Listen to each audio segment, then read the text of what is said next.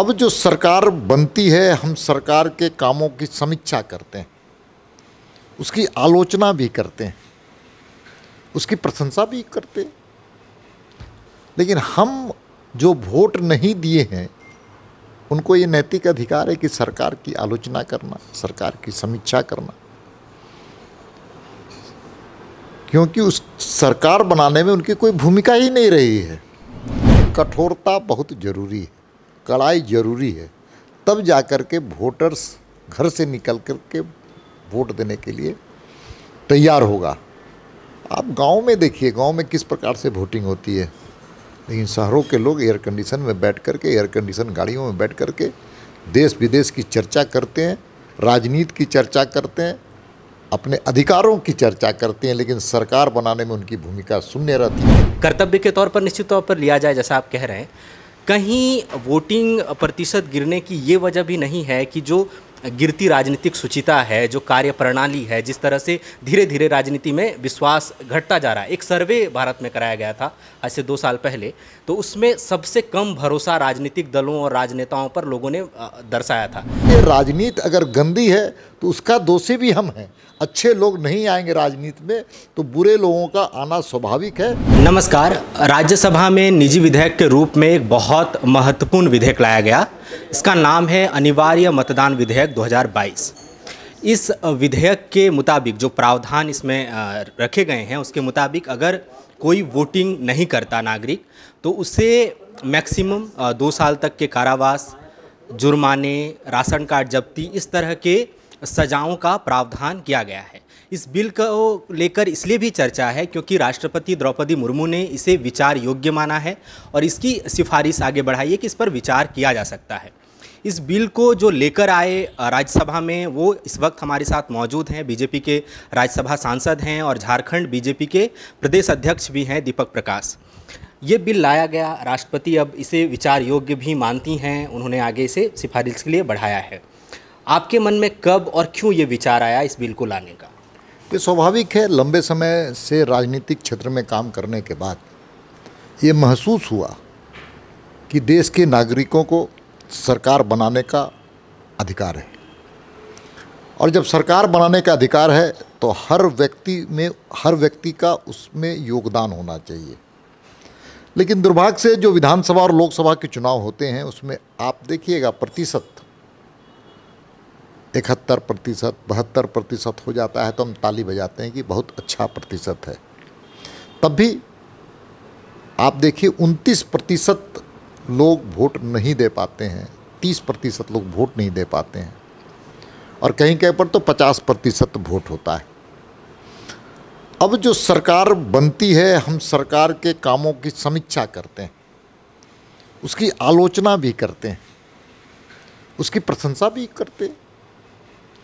लेकिन हम जो वोट नहीं दिए हैं उनको ये नैतिक अधिकार है कि सरकार की आलोचना करना, सरकार की समीक्षा करना, क्योंकि उस सरकार बनाने में उनकी कोई भूमिका ही नहीं रही है। हम ड्राइंग रूम के टेबल पर बैठ कर के सरकार के बारे में विचार करते हैं, लेकिन एक दिन जो उत्सव के रूप में, चुनाव के उत्सव में हम कह सकते हैं, चुनाव के दिन जाकर के अपने अधिकार का उपयोग करना चाहिए, उससे वंचित हो जाते हैं। और इनकी संख्या ज़्यादा वैसे लोगों की है जो आज अपने आप को कथित बुद्धिजीवी कहलाते हैं। इसलिए निश्चित रूप से सर, आपने जिस तरह से कहा, जो मतदान प्रतिशत के कम होने की बातचीत है, मैं एक आंकड़ा लेकर आया था कि 2019 का जो लोकसभा चुनाव था, रजिस्टर्ड मतदाताओं की संख्या करीब 91 करोड़ है और मतदान प्रतिशत है 67.11%। 2014 में मतदाताओं की संख्या 83 करोड़ है और मतदान प्रतिशत है आपकी 66.40%। और इसमें यह भी देखा गया कि जो शहरी मतदाता हैं, वोटिंग के प्रति कम रुचि ज़्यादा उनमें देखी जा रही है। बतौर राजनेता आपका विश्लेषण क्या कहता है? निश्चित तौर पर शहर के लोग ज़्यादा बुद्धिमान हैं, ज़्यादा अपने आप को बुद्धिजीवी समझते हैं, लेकिन चुनाव के दिन में अपना बहुमूल्य समय निकाल करके देश के भाग्य, राज्य के भाग्य या किसी भी स्थानीय निकाय के भाग्य में उनका कोई योगदान नहीं रहता है। इसलिए मेरे मन में इस बात की तड़प थी, पीड़ा थी कि क्यों नहीं एक राज्यसभा के सदस्य की हैसियत से एक मैं निजी विधेयक लेकर के आऊँ, एक प्राइवेट बिल लेकर के आऊँ, जिसमें प्रावधान हो कि हर को वोट देना अनिवार्य है। उसमें उन्हीं लोगों को छूट दी जा सकती है जो बीमार हैं, परिस्थितियों के शिकार हैं, उन लोगों को छूट दी जा सकती है। लेकिन जिन लोगों को सारी सुविधाएं मुहैया है, उन लोगों को सक्षम है, वही लोग अगर वोटिंग नहीं देते हैं तो उन पर कार्रवाई होनी चाहिए, आर्थिक जुर्माना होना चाहिए। सरकारी नौकरी में है तो उनको इंक्रीमेंट रोका जाना चाहिए, या अन्य जो सरकारी सुविधाएं लेती हैं योजनाओं का, उस पर प्रतिबंध लगना चाहिए। दुनिया के ऐसे बहुत सारे देशों में, ऑस्ट्रेलिया का मैं उदाहरण देना चाहता हूँ, ऐसे कई देशों में 13-14 देशों में इस प्रकार की एक लिस्ट दिया आपने। हाँ, हमने कहा है, उन्होंने उल्लेख किया है कि वहाँ पर वोटिंग राइट है तो वोटिंग कंपलसरी भी है। इसलिए मैंने इस प्रस्ताव को रखा और उस प्रस्ताव को विधेयक के रूप में हमने रखा है, प्राइवेट बिल के रूप में। मुझे खुशी है इस बात की कि उसमें 5400 करोड़ रुपए खर्च होंगे, इसका भी मैंने जिक्र किया। तो राष्ट्रपति महोदया का उसमें अनुशंसाएं हुई हैं और मैं भाग्यशाली हूँ कि अपने विषय को मैंने सदन में रखने का काम किया और सदन की वो संपत्ति हो गई। और सदन की संपत्ति होने के बाद इस विषय पर अब पूरे भारतवर्ष में चर्चा हो रही है। मैं आज सुबह से लगातार, हमारे पास 200-250 टेलीफोन आए सुबह 7 बजे से, और इस बात की प्रसन्नता लोगों ने व्यक्त की कि एक जागरूक मतदाता की आवाज़ को आपने रखा है। इसलिए मैं भाग्यशाली समझता हूँ और इस विषय पर राष्ट्रीय स्तर पर भी अब चर्चा की परंपरा स्वाभाविक हो गई है। पूरा बिल तो नहीं जो आपने पेश किया है उसका अवलोकन नहीं अभी तरीके से हो पाया है, लेकिन जो आपके तरफ से लिखित बयान जारी किए गए हैं उस बिल को रखने के बाद भी, और जब राष्ट्रपति ने उसे विचार योग्य माना तब भी, तो उसमें जैसे राशन कार्ड जब्ती की बात है, सरकारी सुविधाओं से वंचित किए जाने की बात है, तो ये कुछ शुरुआती प्रावधान सही लगते हैं। लेकिन जैसे उसमें जेल 2 वर्ष तक अधिकतम कारावास और जुर्माना है, आपको नहीं लगता कि बहुत शुरुआती स्टेज में ये बहुत ज़्यादा होगा, और अगर जागरूक करने के तौर तरीके भी उसमें शामिल किए जाते बिल के प्रावधानों में तो और ज़्यादा बेहतर तरीके से? ये स्वाभाविक है, जो मैंने प्रस्ताव दिया वो अंतिम स्वरूप नहीं है। अब ये विषय चर्चा का विषय है, सेमिनार्स का विषय है, और उसमें कई संशोधन जो मैं लिखा हूँ, मैंने प्रस्ताव दिया, वो अंतिम स्वरूप नहीं है। लेकिन मैं मानता हूँ कि कठोरता बहुत ज़रूरी है, कड़ाई ज़रूरी है, तब जा कर के वोटर्स घर से निकल कर के वोट देने के लिए तैयार होगा। आप गांव में देखिए, गांव में किस प्रकार से वोटिंग होती है, लेकिन शहरों के लोग एयर कंडीशन में बैठ कर के, एयर कंडीशन गाड़ियों में बैठ कर के देश विदेश की चर्चा करते हैं, राजनीति की चर्चा करते हैं, अपने अधिकारों की चर्चा करते हैं, लेकिन सरकार बनाने में उनकी भूमिका शून्य रहती, क्योंकि उस दिन खाने में मस्त होते हैं, लेकिन वहाँ पर जाकर अपना बहुमूल्य समय निकाल करके वोट नहीं दे पाते। इसलिए मैं मानता हूँ कि चर्चा का विषय है। मेरे द्वारा दिए गए सुझाव अंतिम नहीं है, मैंने तो देश के सामने चर्चा का विषय रखा है। इसमें कई संभावना है, ये अभी ऐसा नहीं कि तुरंत आने वाला है, ये चर्चा की शुरुआत हो रही है। जो आप आए, हमारे पास कई टेलीफोन्स आए, ऐसे कई हमारे पास बुद्धिजीवी मित्रों ने फ़ोन किया, तो ये चर्चा की प्रक्रिया प्रारंभ हुई, यही तो मैं चाहता था।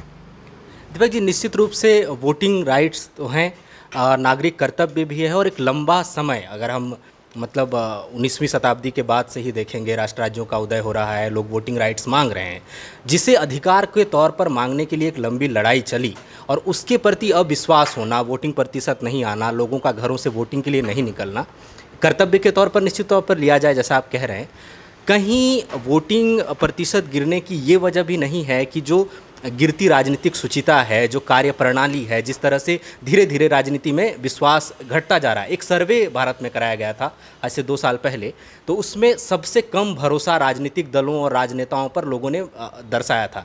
तो इसे किस तरह से विश्वास में परिणत करके उस बिल के अलावा भी लोगों को वोटिंग के लिए लाएंगे? क्या आप इसको भी एक कारण मानते हैं कि कार्यप्रणाली, गतिविधियां जिस तरीके से है वो भी वजह रही है? भाई देखिए, राजनीति में प्रदूषण आया ये मैं भी मानता हूँ, राजनीति प्रदूषित हुई है मैं भी मानता हूँ, लेकिन राजनीति के प्रदूषण को, प्रदूषित होने का कारणों को हमको चिन्हित करना होगा और उसको ठीक करने की भी जिम्मेदारी आपकी और हमारी, समाज की है। दुर्भाग्य से हम आलोचना करते हैं राजनीति का, राजनीति से परहेज करते हैं।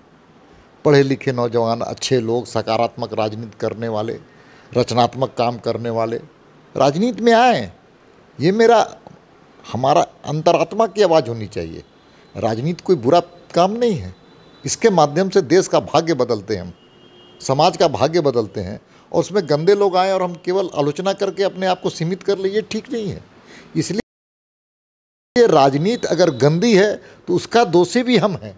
अच्छे लोग नहीं आएंगे राजनीति में तो बुरे लोगों का आना स्वाभाविक है। करके राजनीति को आलोचना करके अपने आप को बचा नहीं सकते। इसलिए जो आपने प्रश्न उठाया है, वोटिंग्स में political situation, political party, political system के चलते लोग आकर्षण का केंद्र बिंदु नहीं है, लोग उससे अब निराश हो चुके हैं, इसलिए वोटिंग नहीं देते हैं। ये कारण नहीं है, प्रावधान है। अगर आप इन चीज़ों से असंतुष्ट हैं तो क्या है, नोटा का है, नोटा का बल्ब क्यों नहीं जलाते? तो पिछले कुछ चुनाव में ऐसा देखा गया कि नोटा में वोटिंग बहुत हुई, तो भी 61-62% हो रहा है। इसका मतलब आपके पास इच्छा शक्ति नहीं है बूथ तक जाने का, और आपको कोई अधिकार नहीं है वैसे लोगों को जो वोट देने घर से नहीं निकलते हैं, वोट किसी पार्टी को दें लेकिन नहीं निकलते हैं, और वो सरकार की आलोचना करते हैं, पॉलिटिकल पार्टी की आलोचना करते हैं। ऐसे लोगों को कोई नैतिक अधिकार नहीं है, कोई मॉरल राइट नहीं है। आइए राजनीति को स्वच्छ कीजिए। यदि प्रदूषित हुआ है तो उसके कारण भी हम हैं, हम मतलब समाज है, और समाज को आगे बढ़ करके राजनीति की दिशा तय करने का संकल्प है। इसी देश के राजनीतिक गांधी थे जिन्होंने देश को बदलने का काम है। इसी देश के समाज से निकले हुए सम्मानित नरेंद्र मोदी जी हैं कि देश की दिशा को बदलने का काम किया। ये राजनीति है, राजनीति में अच्छे लोगों की संख्या है, लेकिन अच्छे लोगों का समर्थन भी प्रेस और समाज के माध्यम से मिलना चाहिए। जो वोटिंग राइट्स है और वोटिंग प्रतिशत है, ये बढ़ाने के लिए आने वाले समय में इस साल के अंत में कई राज्यों में चुनाव होने हैं। 2024 में लोकसभा चुनाव होना है, फुल मेजोरिटी से आपकी सरकार केंद्र में है। इस बिल के प्रावधानों के अतर अभी तो उस पर कई चर्चाएं होनी हैं संसद में।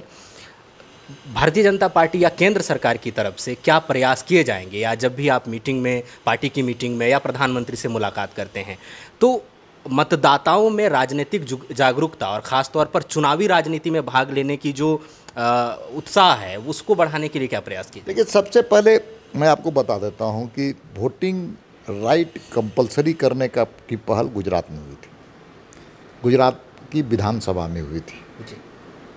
ये स्वागत योग्य कदम है। उस वक्त कांग्रेस की सरकार थी, इस विषय को हमने गंभीरता से समझा है। जहाँ तक आप कह रहे हैं राज्यों के चुनाव हो रहे हैं, वहाँ पर वोटिंग राइट्स को बढ़ाने के लिए बीजेपी क्या करेगी? मैं आपको फिर से कहना चाहता हूँ, कानून अंतिम रूप नहीं होता है। जन जागरण, पब्लिक अवेयरनेस सबसे बड़ा हथियार होता है लोकतंत्र में।